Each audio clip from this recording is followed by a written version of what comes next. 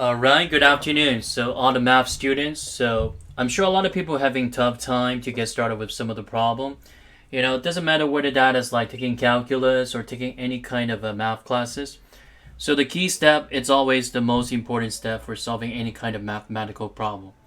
So, obviously, you have to read through the instructions, but the most important part is the way that you get started with the first step. Okay? So what I'm doing here, I'm just choosing that the Algebra 1 midterm review. I'm not going to show how to solve this one all the way because I'm sure a lot of people do know, but I just want to focus on the initial step, the first step, the critical process of, showing the work for any kind of math problem. So write the letter incorrect answer. Well, this one's multiple choice.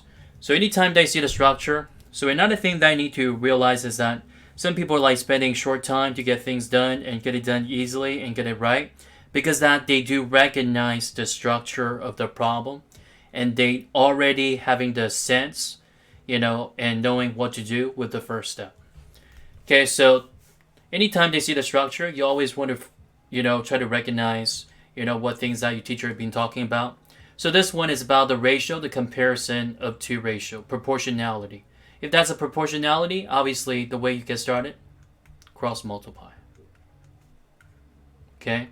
So cross multiply, so that's the technique a lot of teachers that already mentioned about. So you see the ratio, comparison of two quantity, so the proportionality, always cross multiply. And then solving the one-step equation, obviously you want to isolate the variable. So that means you want to undo the operation. So inverse operation of addition, obviously is what? Subtraction. But the thing is that this one is considered negative 41, so you want to add 41 both sides. Like that. Okay? So it's about the initial step. And what about the inequality? Again, if that's a compound inequality, so the first thing that you want to do, you want to separate a constant. You want to isolate that the variable. So the first step, subtract 5 here, both sides. Add 3 on both sides. Inverse operation. And then the graph. So once you solve for k, and then you can just sketch the graph. Greater than, that means going to the right. Less than, going to the left. Open circle, that means the number is not included. Closed circle, that means the number is included. And this one is also highlighted with the point slope form. Without reading the whole thing, just by reading those key phrases, you already know that what you need to do. So using the slope intercept form, that means y equals mx plus b. And then parallel, that means the slope got to be exactly the same. Okay, so we got 5, negative 5, and then the equation. So the point is given already, x1, y1, and then the slope, isolate y by itself. So we got y equals negative 3x minus 2. So using the same slope for m2, and then using the point, and then we can put it into the slope intercept form twice. Or we can put it into the point slope form. Y minus y1 equals m times x minus x1. Okay? So number 5, the y-intercept. Well, y-intercept is always considered the what? It's always the point on the y-axis. In other words, for this graph here, it's considered the initial point, or the initial temperature. Okay? So on the y-axis. Initial, that means the beginning point. Okay? At time t equals 0. And then use substitution method. Substitution, that's considered replacement. So replacement, so you want to put in one variable. You want to just replace the variable by using the expression. So what we can do here, we can just put in that x plus 2 for y. So that means the first step is considered 4x minus 5 times the quantity of x plus 2 equals 14. And then the rest of this, I'm sure you guys know what to do. Again, point slope form, that's something I talked about already. So which one is using the structure of point slope form? Y minus y1 equals m times x minus x1. Hey, what happens if you don't recognize the point slope form? We can always use the slope formula, y2 minus y1. And then by the time you cross multiply this, would that be considered the point slope form? Y2 minus y1 equals m times x2 minus x1. What do you think? And then write direct variation equation that related to the variable, then graph the equation. So this one shows like what? Direct variation. So that means it's just a number, a coefficient multiplied by the variable. But you need to make sure that the graph makes sense. So 7.5, what is that? The unit started at 0, 0, rise over run. So the hidden number is what? The 1, which is what? The run. 1 over to the right. Up 7.5, 1 unit to the right. So you're going to tell me what that is. And now, write the vertical expression for the algebraic expression. Well, what is that? Minus, that means the what? The difference, right? So that one's pretty obvious. And now, the table below shows that the yearly sales of the CD player in a particular store. So this one is just like the data. So one first year, second year, third year, and with all the sales. So it looks like it's an increasing sale. So find the equation in the function notation for the relation. So this one basically can just choose two random set of data. So I would prefer that you choose the one from the left end and the far from the right end. And then from there, what is that? To position, you can find out the what? A lot of things you can find out. The slope. And then once you get the slope, what else can you do? Using that, the initial value, you can just find out the equation. The equation without the point slope form. Okay, so it's very important. So anytime that you want to write the equation, it's always the point slope form. But make sure that you know how to pick the point. One from the left end, the other one from the right end. And then solving an inequality, again, structure-wise, number right in front of it, distribute. And then the rest of those, combine the like terms. Find the x and the y-intercept. X-intercept, what does that tell you? The value of y is 0. What about the y-intercept? X is 0. So start out with that, plug in 0 for y, and then solve for x first. And then for the y-intercept, plug in 0 for x, and then solve for y. Again, structure-wise, number right in front of it, distribute. And what happens if you don't want to deal with decimals? Multiply every single term by what? 100. Okay, so 100 times 4.15, 415 times 100, 700b times 100, 4800. And that equals what? 3,735 times negative 3b minus 10. If you don't want to deal with decimal. And then solving inequality, again, isolate the variable. So anything that's not related, so try to get rid of that number first. F1 both sides. Elimination, find out things that they share in common. Negative 5y plus 5y, negative positive, addition. Combine them, and then you can cancel out the like terms.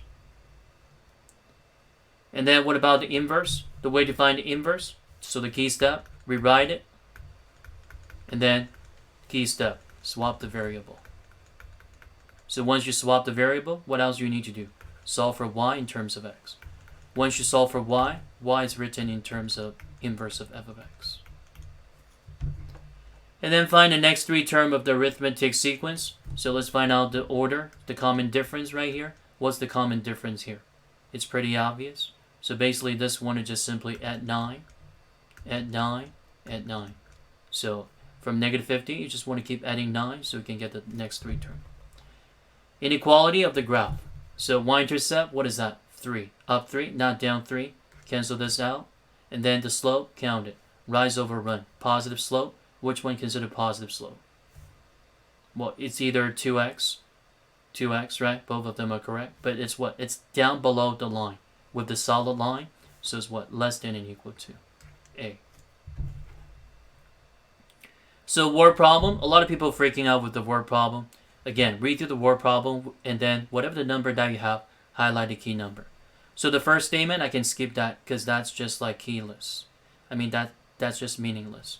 And then he already has 35 sections up and plan to add 7 sections. So 35 sections already, and plan to have 7 sections each Saturday until he's done. Write an equation of the total number of fan sections. So F standing after any number of Saturday. So 35 sections already, plus 7 sections for each Saturday, so each week. And then what's the question here? Find the total number of fence sections. So that means F, what is that equal to? 35 plus 7 times the section. Okay?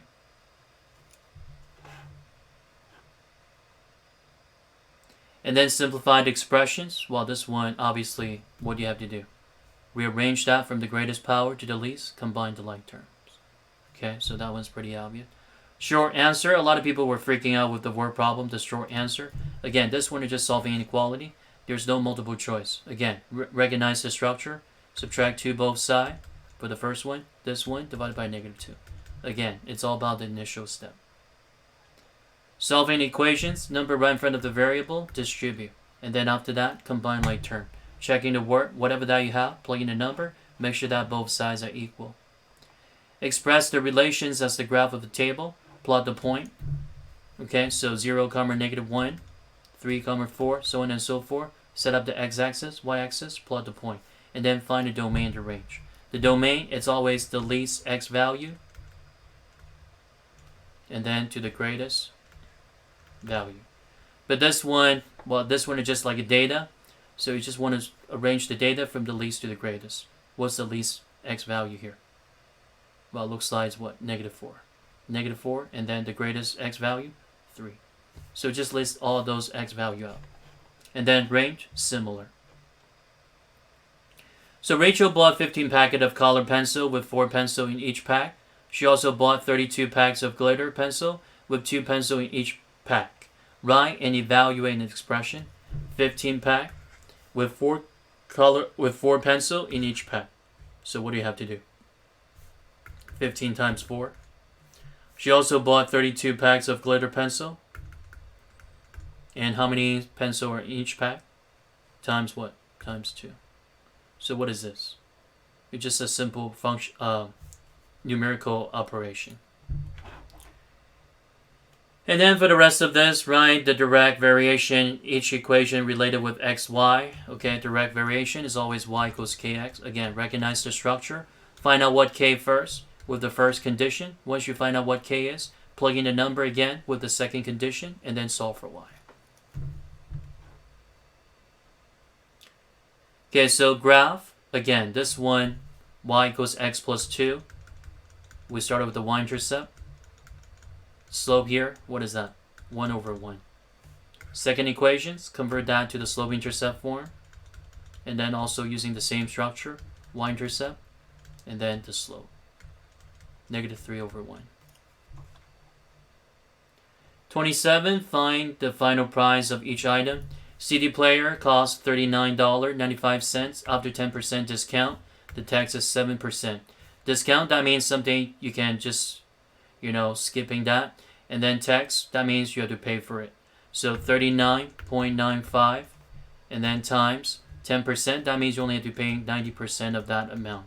But don't forget, whatever the tax that is, so on top of it, so whatever the number that you have right here, on top of that, it's plus what? 7%.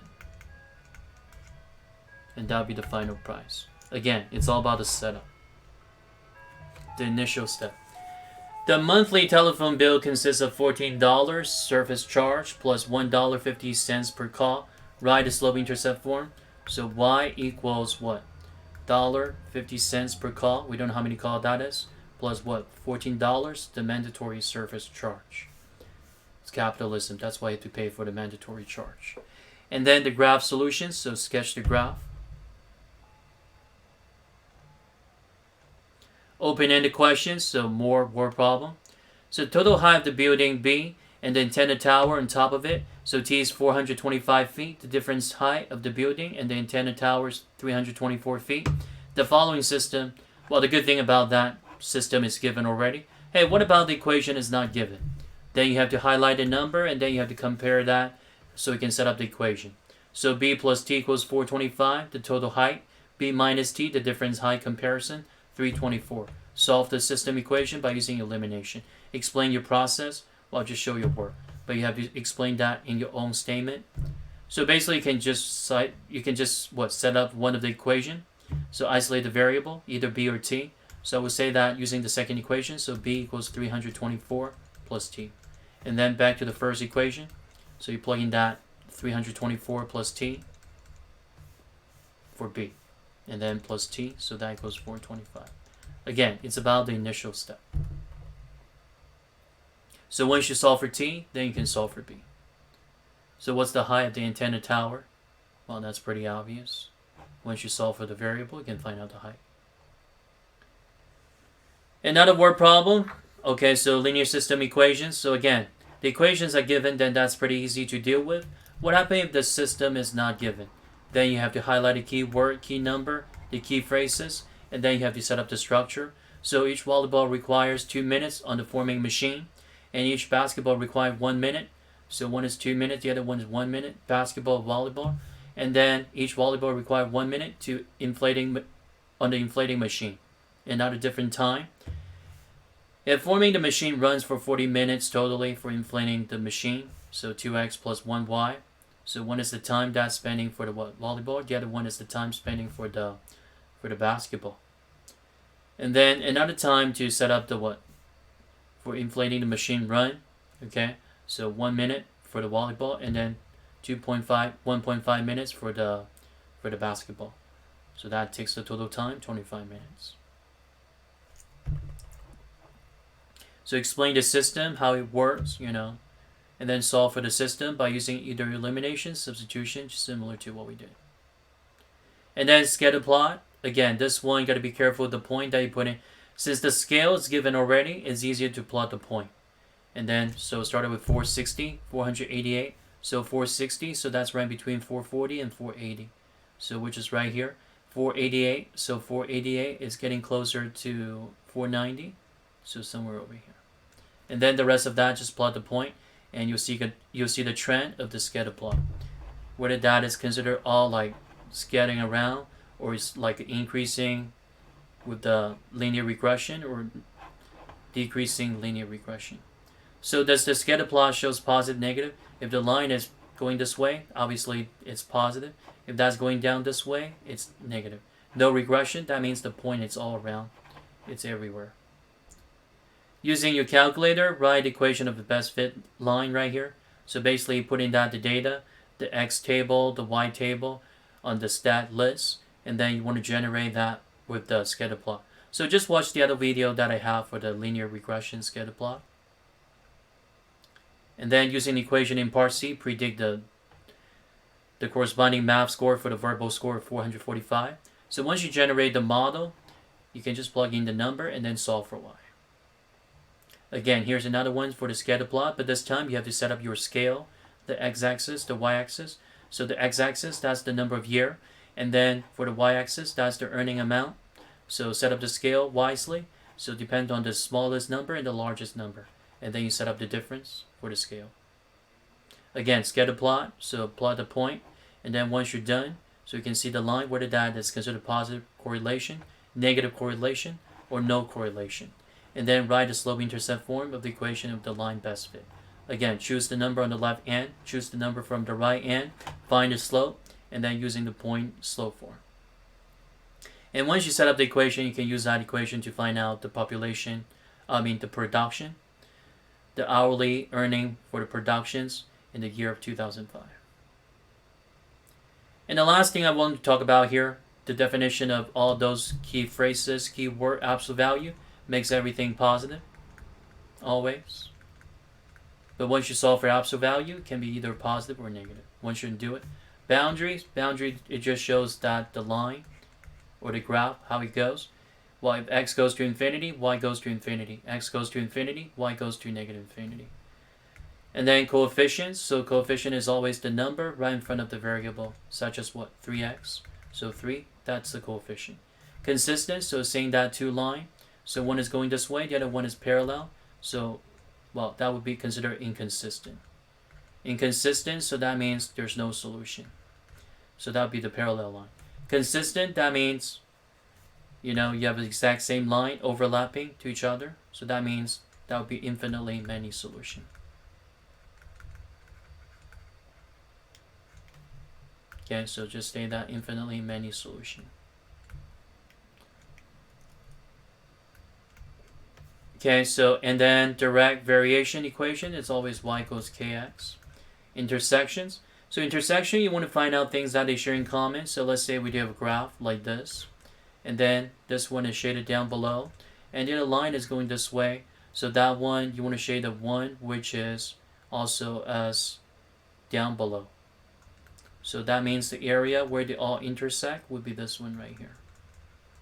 So find out the area where they all intersect. So union, so let's say that we do have two set of solution.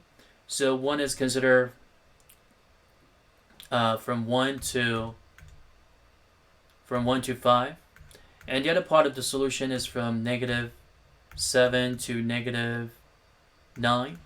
Okay, so again, this one I would like to put in 1, it's less than or equal to x is less than or equal to 5. Okay, so what I put in here is the interval notation. You guys probably don't know what that is for the Algebra 1 student. And the other one is considered -7, less than or equal to x is less than or equal to -9. So since we do have two set of notation, two set of solutions, so that means union, you want to put in that together.